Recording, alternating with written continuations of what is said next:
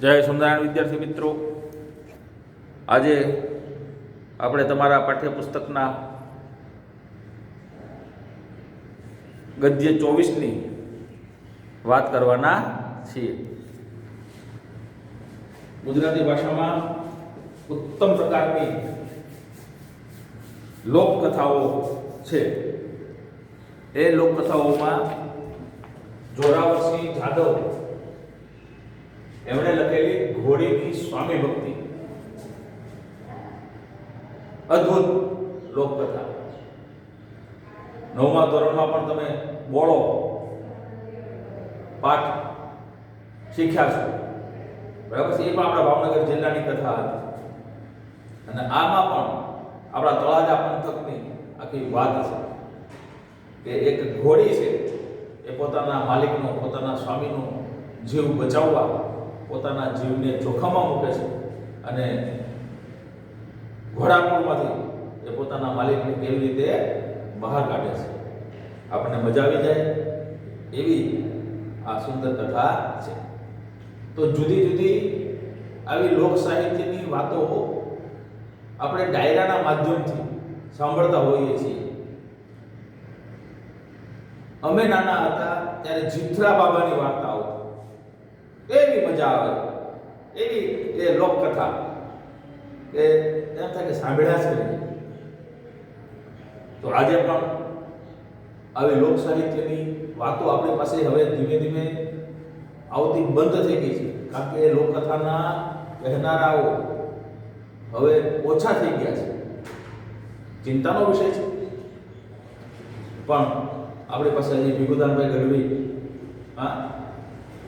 અદ્ભુત લોક સાહિત્યની વાતો કરે છે, અદ્ભુત લોકકથાઓ કહે છે, બરાબર. ઈશુદાન ગઢવી હતા, એમનો પહાડી અવાજ ને એના અવાજમાં જે લોક વાર્તા તમે સાંભળો.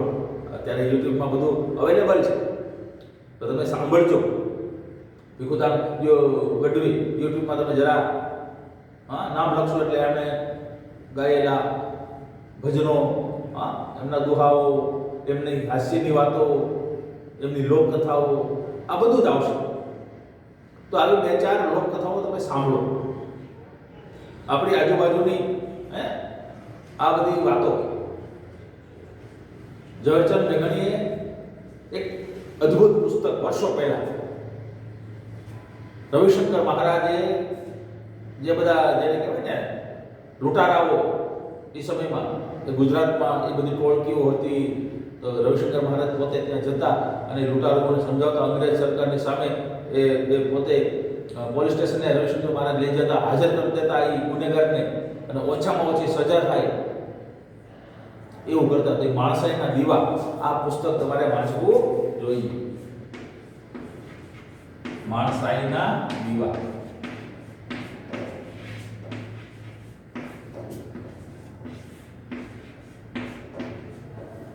એમાં તમને ખૂબ મજા આવે એવી વાતો છે.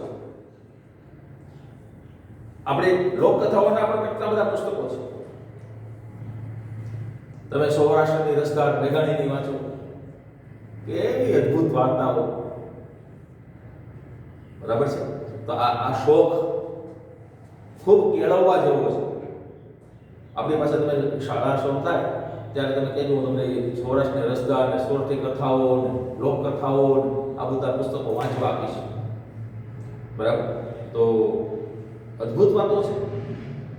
આપણને આપણા જીવનની આજુબાજુમાં જ આ બનતી વાતો આપણે અપરિચિત થઈ ગયા.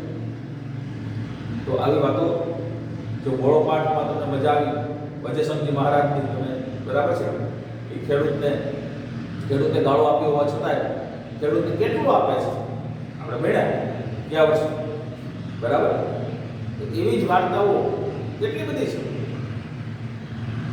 એવી કેવી નાના એવા કેટલા બધા પ્રસંગો છે કે પ્રસંગો જાણીએ ત્યારે આપણને એ મહામાનવના, એ મહાપુરુષોના જીવનનો ખ્યાલ આવે કે આપણા કૃષ્ણકુમારસિંહજી આટલા ઉદાર, આટલા પ્રજાવત્સલ.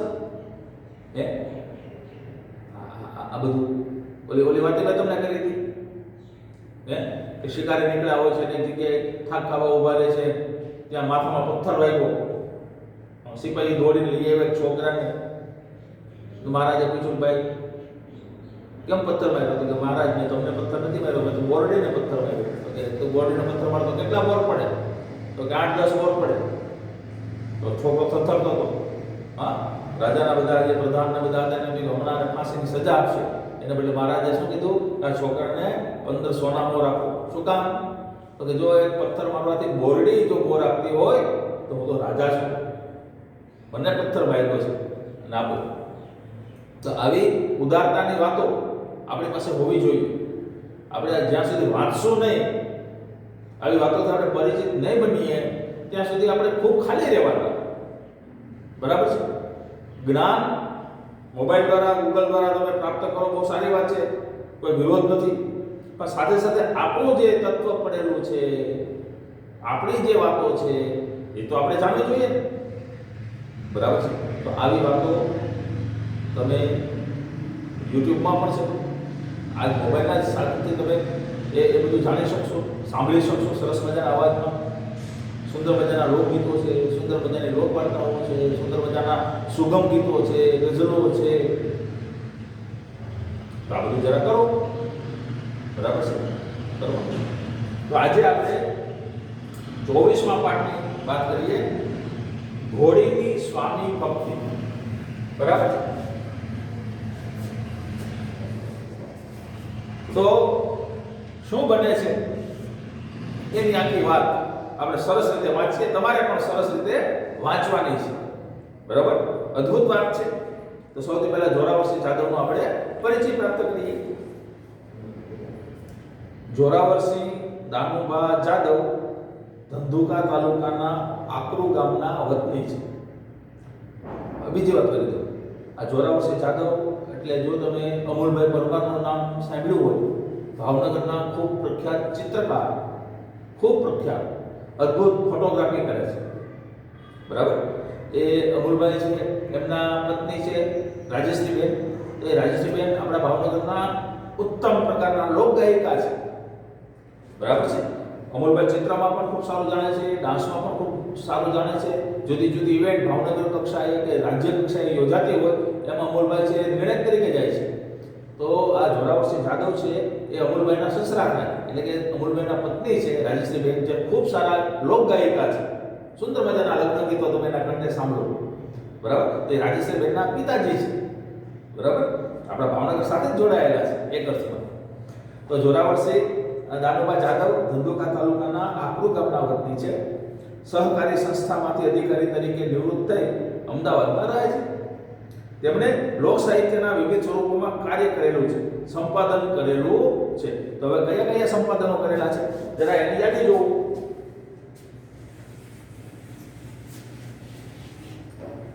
એ લખવાનું લેખક પરિચય.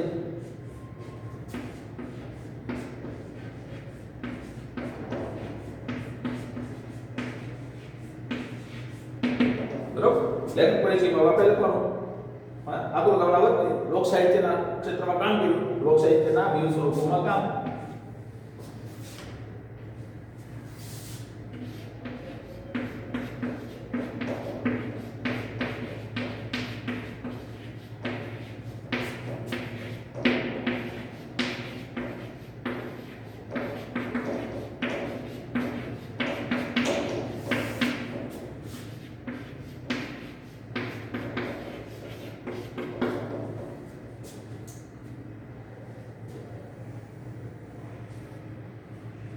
ચાલો, તો એમના સર્જન કાર્યમાં લખો. હવે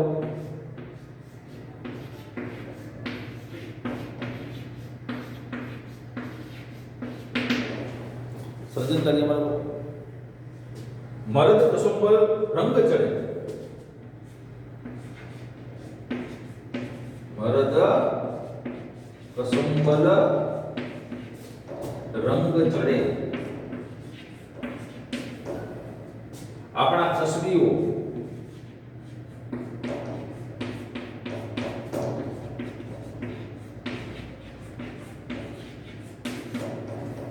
મરદાઈ માથા સાથે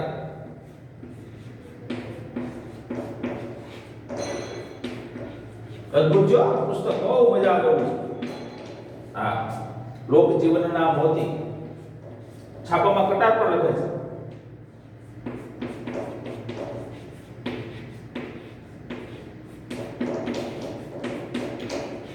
લોક જીવનના મોતી અને લોક સંસ્કૃતિમાં પશુઓ.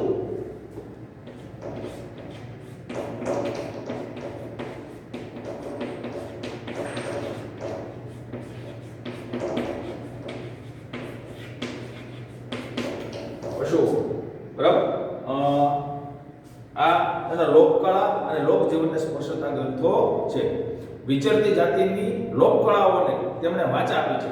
જો વિચરતી જાતિ બધે ફરતી હોય, હા, જેનું ક્યાંય નિવાસસ્થાન નથી, ક્યાંય ઘર નથી, રાવ રસાલો લઈને જે ફરતા જે નીકળે ભાઈ, તો એમની પાસે પણ કલા રહેલી છે અને એ કલા કેવા પ્રકારની છે, શું છે, એના પણ સુંદર મજાના પુસ્તકો એમણે આપ્યા છે. કોલમમાં પણ તમે ગુજરાત સમાચારમાં વાંચ્યું હોય તો ખ્યાલ હશે અને તેમને વિવિધ પુરસ્કારો મળ્યા છે.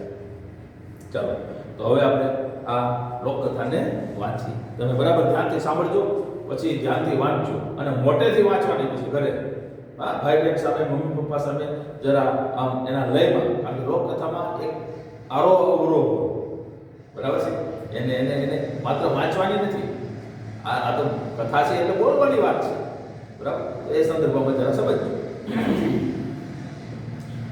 50 વર્ષ મૌર્યની આ વાત છે. એ વખતે ગોહિલવાડની ધરતીમાંથી આવેલા વાવડી ગામના આંબા વાછાણી પટેલનું ખોરડું મલક આખામાં જાણીતું હતું. ગામ અને પરગામના સંધાય માનવી આંબા વાછાણીને આંબા દાદા ના નામથી બપોરતા. આંબા પટેલ સમજણા થયા ત્યારથી એમને ઘોડાનો જબરો શોખ વળગેલો. આંબા પટેલ ઉંમરલાયક થયા અને ઘરનો કારભાર એમના હાથમાં આવ્યો ત્યારે બાબરા જઈને ઢેલ ઘોડીની જાત ની અસલ ઓલાદની 6 મહિનાની વછેરી બોલવી લાવ્યા. આરસમાંથી કંડારી કાઢી હોય એવી વછેરીનો જોટો ગોહિલવાડ પંથકમાં જડવો ભારે મુશ્કેલ હતો. રૂપાળી વછેરીના ચારેય પગ ને કપાળ ધોળેલા હતા. કાનની ટીસ્યુ બેવડ વળી જતી હતી.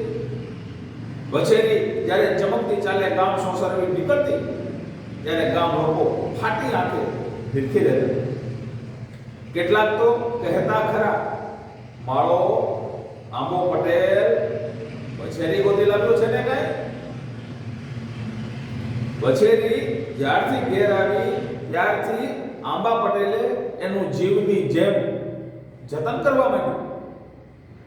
વછેરીને દૂધ પાવા ભરવાડની ઝોપમાંથી 2 બકરીઓ લાવીને ઘર આંગણે બાંધી દીધી ને સવાર સાંજ 2 બકરીઓ દોહીને એનું દૂધ પાવા માંડ્યું.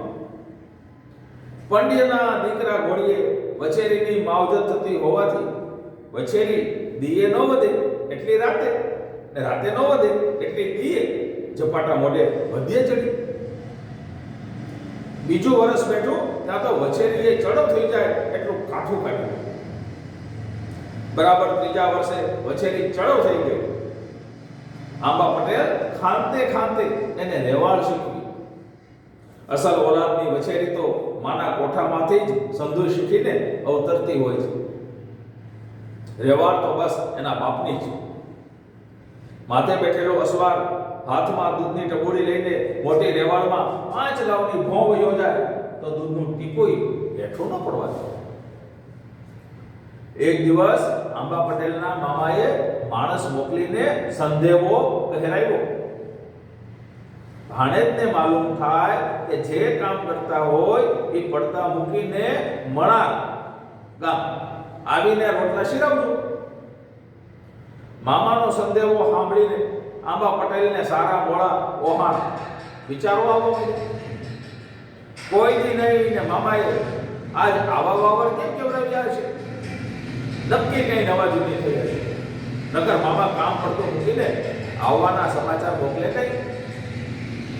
આંબા પટેલે આવનાર માણસને ફેરવી એકની એક વાર અનેક વાર પૂછી જોઈ, પણ આગંતુકે ભેટ દીધું નહીં. ત્યારે આંબા પટેલે ઢાળિયામાંથી ઘેલને છોડીને ફળિયામાં આવી સાદ દીધો. ગણેશની બા સાંભળો છો કે મામાએ અબઘડીએ મણાણ તેડાવ્યો છે, એટલે જાઉં છું. કાલનું વાળું ઘરે આવીને કરીશ. પણ કઈ કામ જોગ રાત વરત રોકાવાનું થાય તો ચંત્યા કરીને વાહે માણસ નો ધોડાવતો. આંબા પટેલના ઘરવાળા સડક લઈને ઘોડીનું ચોકડું ઝાલી આડા ફરી વળ્યા અને બોલ્યા, અટાણે અહુર વેળાએ જવા નીકળ્યા છો, પણ મારું મન પાછું પડે છે. ભલા થઈને હવારે મોહ મૂંઝણામાં જાવ તો એક રાતમાં શું ખાટું મોડું થઈ જવાનું છે? આડી શેત્રુંજી નદી પડી છે, સોમાહાનો દી છે, ને પાણી આવ્યું હશે તો તમને હુરમત કર્યા વગર નહીં રહો ને અમને ઉપાધિનો પાર કરાવી મૂકશે.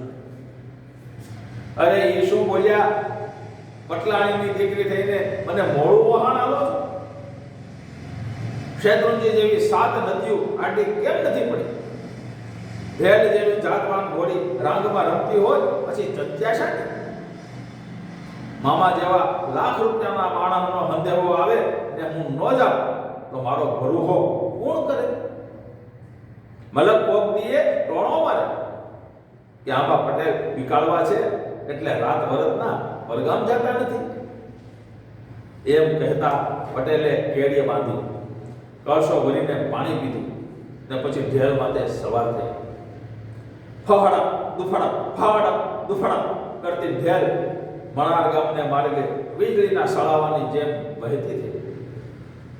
તળાજા થાતિકને 10 ગામનો પંથ કાપીને મધરાતનો ગજર ભાંગતા મોર મામાની ડેલી આગળ આવીને હમચી ખોંદવા માંડી. મેડી માથે મજરો દીવડો પડતો હતો. મામા બારીએ બેહીને ભાણેજના આવવાની વાટ જોતા હતા. ત્યાં આંબા પટેલે અવાજ દીધો, ઓ મામા, રામ આવી પોગ્યો છું. એ રામ ભાણેજ, રામ આવી પોગ્યો કે શું થાય મામા? મારા જીવની તો તમને ખબર છે ને કે મામાનો સંદેહો આવે એટલે ભર્યું ભાણું આગો હડસેલીને હાલી નીકળું. દીવાનો માણસ છું. મનમાં ભાતના વિચાર ઘડિયા પાટી લેવા માટે પછી હાથ જાગ્યો રે ખરો. મામા હળી કાઢીને મેળીએથી હેઠા ઉતરી, ખડકી ઉગાડીને ભાણેજને બાથમાં ભાલીને ભેટી પડ્યા અને ઘોડીને અંદર દોરી લાવ્યા. ત્યાં મામી ઓરડામાંથી બહાર નીકળીને ઓસરી આવ્યા ને પૂછ્યું, ભાણાભાઈ, ઘરે હંધાય છે તો આજા નરવા ને? ભગવાનની દયાથી હંધાય લીલા લહેર કરે છે. બળદને વચ્ચે ગાડાનું પૈડું અડી દીધું ને? બળદ એ મામી હવે હાજો નરવો થઈ ગયો છે. 15 દી પગનો માંડ્યો ને અનરવો રહ્યો. પણ ભાયા ભરવાડના ઓહળિયાએ ભારે કાહરી કરી. અટાણે તો ચારે પગે દોડતો થઈ ગયો છે. મામાએ ભાણેજના હાથમાંથી ઘોડી દોરી લીધી ને ઢાળિયામાં લઈ ગયા. દળી, તંગ ને પેંગડા ઉતારીને ગમાણમાં મૂક્યા. ઘરમાં જઈને સુનલો ભરીને બાજરો લાવ્યા ને ઘોડીને જોગાણ મૂકીને ઓસરી આવ્યા. મામીએ તૈયાર રાખેલા વાળું કાઢ્યા. સુખ દુઃખ ને વ્યવહારની વાતો કરતા મામા ભાણેજ મોડી રાતે ચડું કરીને ઊભા થયા. મેડીએ ખાટલા ઢાળીને બે સૂતા ત્યારે મામાએ પોતાની જુવાન દીકરીના સંબંધબારામાં ભાણેજને ભલામણ કરીને મનનો ભાર હળવો કર્યો.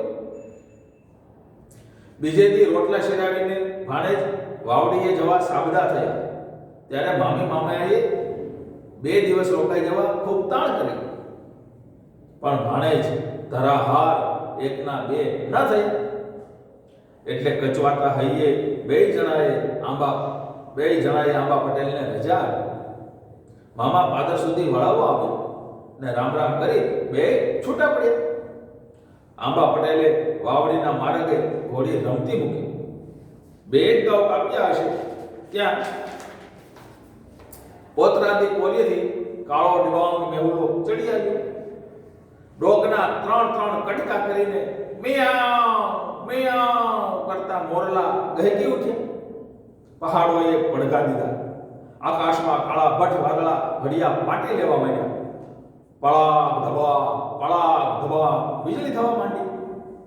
અને ત્યાં તો ત્રમજાટ ટાડરાડ હુડુડ હમ ગર્જના કરતો મેહુલો સાંભેલાની ધારે ધરતી માથે મંડાણો.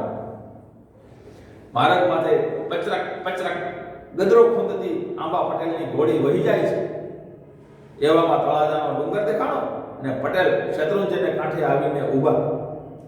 ઉપરવાસ ભારે વરસાદને કારણે શેત્રુંજીમાં ઘોડા પૂર બગડાટી બોલાવે છે. આ શેતલ જાણે માથાના વાળ છૂટા મેલીને રમણે ના ચડી હોય એમ એના પાણી ઘૂઘવાટા મારે છે. બે કાંઠે 50 માણસ પૂર ઉતરવાની રાહ જોતું બેઠું છે. આંબા પટેલને આંખની ઓળખાણવાળા 2-5 આદમીએ આવીને રામ રામ કર્યા. શેત્રુંજીમાં પાણીના લોઢે ઉછળતા જોઈને આંબા પટેલ ઘડીભર મૂંઝવણના ભમળમાં ફસાયા. મારી બેટી ભૂંડી કરી, વાવડી પોગાય એમ નથી ને મણાર પાછા ફરાય એમ નથી. ઘરે સંધાય મારી મેં ઘોડીએ વાટ જોઈને અડધા થઈ જશે. આજ ઘરે પોગ્યા વિના તો છૂટકો જ નથી એમ વિચારીને આંબા પટેલે કેડીએ બાંધીને ઘોડીનું ચોકડું ડોસીને જેવી એડી મારી એવી જ ઘોડી છલાંગ દે દઈને શેત્રુંજીમાં ખાબક્યું. સમુદ્રમાં પથ્થરની શીલા પડે એમ કાંઠે બેઠેલા સંધાય આદમી અરે કાળો કરતા ઊભા થઈ ગયા. સૌના મોંમાંથી એક જ વેણું શરીરે બહાર પડ્યું કે માળો ભારે છાતી સલો આદમી. શેત્રુંજીના પૂરમાં ઘોડી ઉબડા ફડાક કરતી પાણી કાપી રહી છે. પાણીના મોજા ઘોડીને દડાની જેમ ઉછાળે છે. કાંઠે ઉભેલા સૌ એ જાય કરે છે.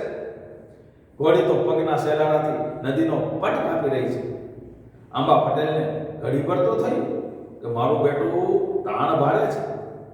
આવા તાણમાં ઘોડી બાપડી તાકાતે કેટલી કરે. મેં પૂરમાં પડવાની છોકર રમત ન કરી હોત તો ઠીક થાય. જેમ તેમ કરતી ઘોડી કાંઠા ઢોકળી પહોંચીને હડપ કરતી સતલાંગ મારીને કાંઠે જઈ પડી. ત્યાં જાતવાન ઘોડી ગળી ગઈ કે પોતાનો ધણી પાણી મારી ગયો છે. નસકોરા ફુલાવતી ઘોડી ગળીએ થોભ્યા વિના પાણીમાં ખાબકીને ધણીની ગોતે નીકળી. આંબા પટેલ પાણીના વહેણમાં તણાતા હતા. તરવાની કહારી ખાવતી નહોતી. તેઓ હરેરી ગયા હતા. ત્યાં સડસડાટ કરતી ઘોડી આંબા પટેલ ઢોકળી જઈ પહોંચી. ઘોડીને જોતા જ આંબા પટેલ સગળી તાકાત ભેગી કરીને બાપ ઢેર તું આવી કે કહેતા એને ગળે વળગી ગયા. ચતુર ઘોડીએ પાણીમાં પંથ કાપવા માંડ્યો.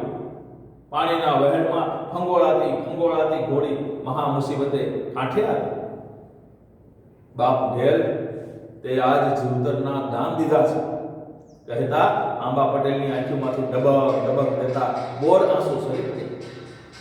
તેમણે ક્યાં સુધી ઘોડીના માથા પર હાથ ફેરવ્યા કર્યો. આંબા પટેલ જ્યારે વાવડીના પાદરમાં પહોંચ્યા ત્યારે ઠાકર મંદિરની ઝાલર બજી રહી હતી. ઘોડી માથેથી ઉતરીને પટેલ ઠાકર મહારાજને 2 હાથ જોડીને પગે લાગ્યા. કાળિયા ઠાકર, તારી દયાથી આજ ઘોડીએ મારો જીવ બચાવ્યો છે ને હું હેમ કેમ ઘરે પહોંચ્યો છું. તારો ગણ કેમ કરીને ભૂલાય.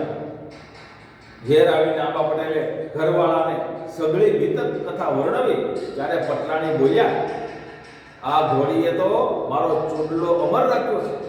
ખમ્મા બાપ ઢેર, તારો ગણ જિંદગી લગી શે ભૂલાશે.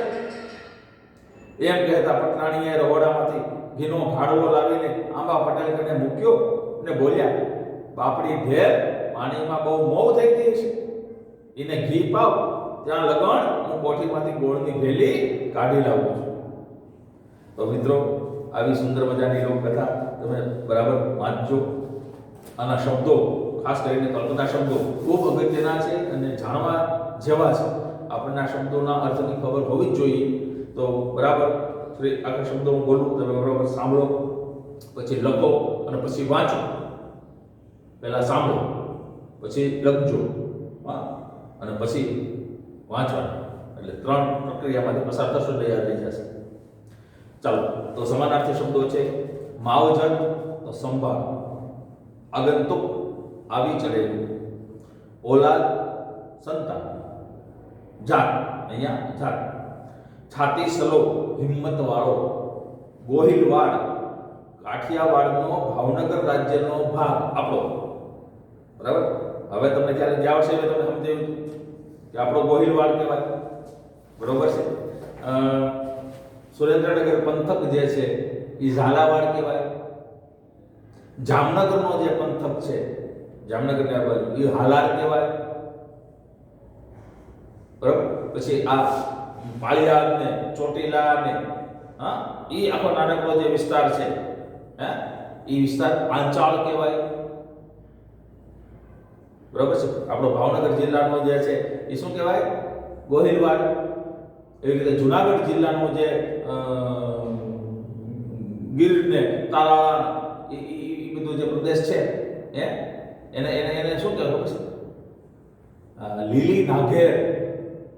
લીલી નાગેર આવું નામ છે, સરસ મજાનું. એ સોરઠ પ્રદેશ છે જુનાગઢ જિલ્લાની આજુબાજુનું. બરાબર. અને પછી જ્યાં ગીર શરૂ થાય ક્યાંથી શરૂ થાય ખબર છે ને તમને?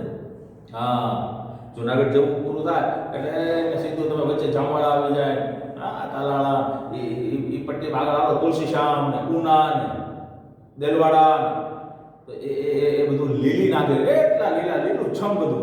બરાબર, બહુ જવા જેવું છે. બરાબર, તો જાજો ક્યારેક. તો પણ આ બધા પ્રદેશોના આવા નામ છે, એ તમારે યાદ રાખવાના. ચાલો, પછી ઝોક એટલે નેસડાનો ઢોર બેસતા હોય તે ભાગ, ઘેટા બકરાનો વાડો. અહોર વેળા એટલે અસમય, અસુર વેળા. ગજર ભાંગવો એટલે એક પ્રહર પૂરો થવો. મજરો મજરો, ઝાંકો ઝાંકો. હુંચી ખુંદવી, જો ઘોડી તાણમાં આવી ઉછળકૂદ કરે તે. અનરવો, અનરવો એટલે માંદો. હડિયા પાટી તો દોડા દોડી, દોડધામ કરવી. ગદરો ગારો કાઢો. ધરાહાર એટલે ધરાર બિલકુલ. બગડાટી એટલે ધબધબાટી. કાહરી ફાવવી તો પ્રયત્ન સફળ થવો. હરેરી જવું તો ના હિંમત થવું. તળ બધા શબ્દો જોવો. ખોરડું તો માટીની ભીત કે ગારવાળું નાનું મકાન. સંદાય તો બધા સૌ. બપોરવું બોલાવવું. મુલવવું કિંમત આપવી. જડવું હાથ લાગવું મળી આવવું. રેવાળ ઉછળે નહીં છતાં વેગવાળી એવી ઘોડાની ચાલ. ભો તો ભોય. સંદેવો તો સંદેશો. ઓહાણ તો ખયાલ યાદી. વાવર તો સમાચાર સગર. વાળો તો સાંજ પછીનું ભોજન. ચંત્યા તો ચિંતા ફિકર. વાહે પાછળ. સડક એટલે ઝડપથી એકદમ. હવારે તો સવારે. મોહ મૂંઝણું તો પરોઢિયાનો સમય. સોમાહું તો ચોમાસું વરસાદના દિવસો. બરુહો તો ભરોસો. બીકાળવા તો બીક લગાડે તેવા બીકન. લગન તો લગી સુધી. ઘોડીએ ની જેમ. સળાવો તો વીજળીનો ચમકારો. મૌ થઈ જવું અહીંયા ભૂખથી ટળવળવું, ખૂબ ભૂખ લાગી. ગણ તો ગુણ. ચાલો વિડીયો જોવો. સોંસરવું નીકળવું, મુશ્કેલીમાંથી સફળ રીતે બહાર આવવું. આંખો ફાટી જવી, આશ્ચર્યચકિત થઈ જવું. પેટ દેવું તો મનની વાત કહેવી. હડી કાઢવી, દોટ મૂકવી. એકના બે ન થવું, વાત પર મક્કમ રહેવું. બે ઘોડે વાટ જોવી, આતુરતાથી વાટ જોવી, રાહ જોવી. જેવતરના ગામ દેવા, કુરબાન થઈ જવું. મોડું ઓહાણ આપવું, માણસ ના હિંમત બને, ઢીલો પડે એવું કહેવું. અડધા અડધા થવું, ચિંતાતુર થવું. એકના બે ન થવું તો મક્કમ રહેવું. ખાટું મોડું થવું તો બગડી જવું. ચાલો શબ્દ સમૂહ માટે એક શબ્દ. દળી ઘોડાના સવારને બેસવા માટે ઘોડાની પીઠ પર રાખવાનું રૂપ કે ઊનનું આસન. દળી. તંગ ઘોડાના પેટ પર તો તાણીને બાંધેલો પટ્ટો એટલે તંગ. પેંગડું, ઘોડે સવાર જેમાં પગ રાખે છે તે કડું. ગમાય તો ગમાણ, ઢોરની નિરાણ માટે આડું લાંબુ રાખી કરેલી જગા. જોગાણ, ઘોડા બળદ વગેરેને ખાવા માટે અપાતું અનાજ. તો મિત્રો આ બધા જ શબ્દો તમે સરસ રીતે નોટમાં લખો, લેખક પરિચય લખો, બરાબર. જોડણી અને સમાસ એ બધું હવે પછીના વિડીયોમાં તમને હું મોકલીશ. તો બહુ સરસ રીતે વાંચજો, ખૂબ મજા આવશે અને જોરથી વાંચવાની ટ્રાય પણ કરજો. અસ્તુ, જય સ્વામિનારાયણ.